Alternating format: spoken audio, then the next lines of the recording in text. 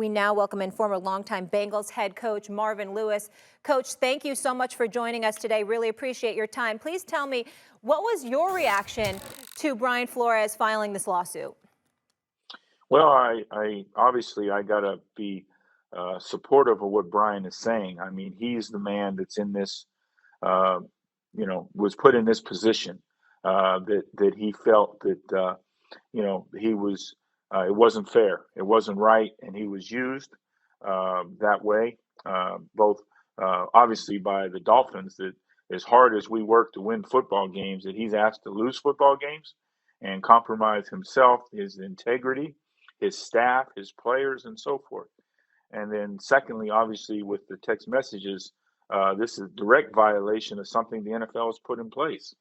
That obviously, in Bill's mind at least, decisions had already been made, and him getting that from the teams. And then now Brian gets that and he goes in there. But like he said, he had to go.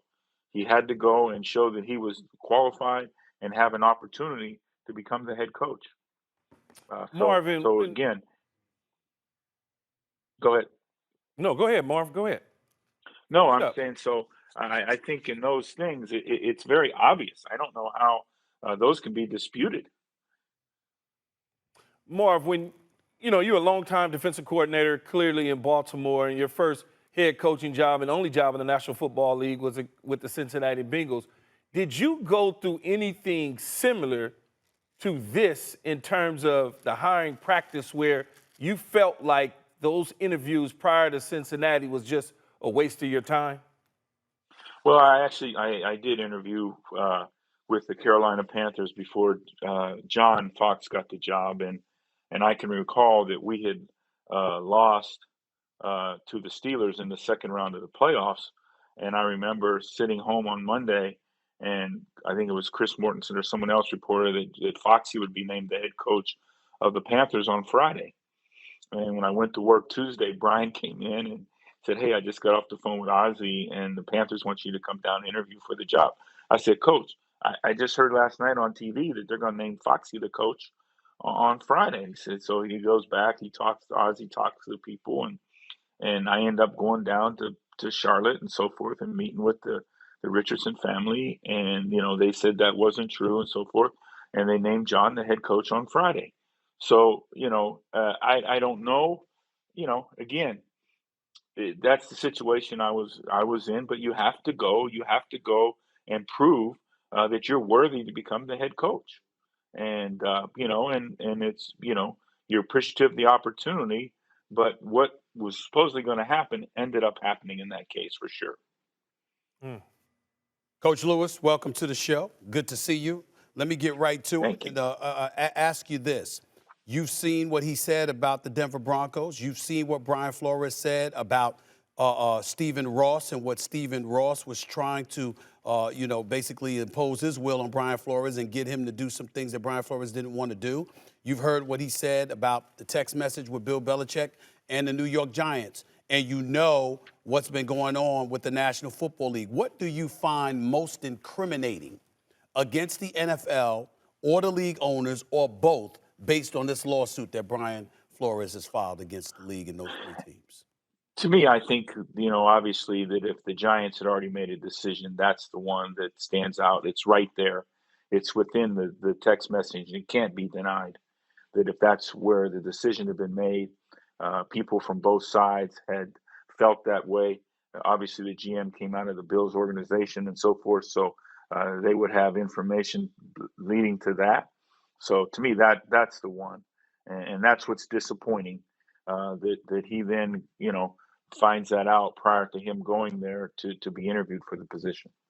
Not to really belabor this point because I won't, but we all know where I stand. That I was not a supporter of you staying on as head coach of the Cincinnati Bengals when you were there. But I never appreciate said that. You put me here. Yeah. No, I didn't. But that's not a bad spot to be with Coach Herm, no doubt about it. But I never once said you did not deserve to be a head coach in the National Football League. I just thought it was time for a different voice in Cincinnati. Having said all of that, I want to know first, what does it say to you personally that after the Rooney Rule was implemented in 2003, here we are 19 years later, and instead of there being 3 head coaches in the National Football League who happen to be black, as it was the case in 2003, there's only 1 now. I want to know what that says to you. And number 2, I want to know, have you received a call for an interview over the last 3.5 years to be a head coach in the NFL? Well, I have. I've interviewed for 5 jobs since I left Cincinnati, and offered a 6th that I just at that point wasn't ready to do. So, but I think the thing that, going back to that, Stephen A., that I think you have to understand that whatever you say snowballs.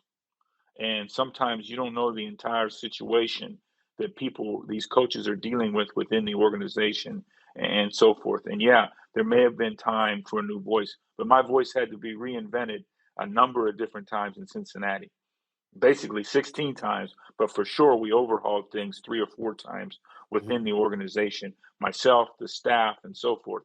But the thing that to me is you are 100% correct. We have not had progress. Despite the Rooney Rule, there has not been progress. There's been regression, basically, in the entire thing. So I got young coaches, and part of what I was asked to do and brought on by Octagon to help them with career development, with coaches, with transition from players to coaching and so forth. And these guys are disillusioned right now. These young minority coaches come in my office here at ASU and like, Coach, where do I go? How do I feel good about this day to day when this is happening and I'm seeing what's happening and where is my opportunity and how am I going to get my opportunity? So to me, that's what's disappointing. And I'm trying to encourage these people. We just got to keep chopping wood, got to keep grinding, got to keep doing these things the correct way and then make good. That was my goal, is to make good on these opportunities when they come up for the people that blaze the trail for me. Thanks for watching ESPN on YouTube. For live streaming, sports, and premium content, subscribe to ESPN+.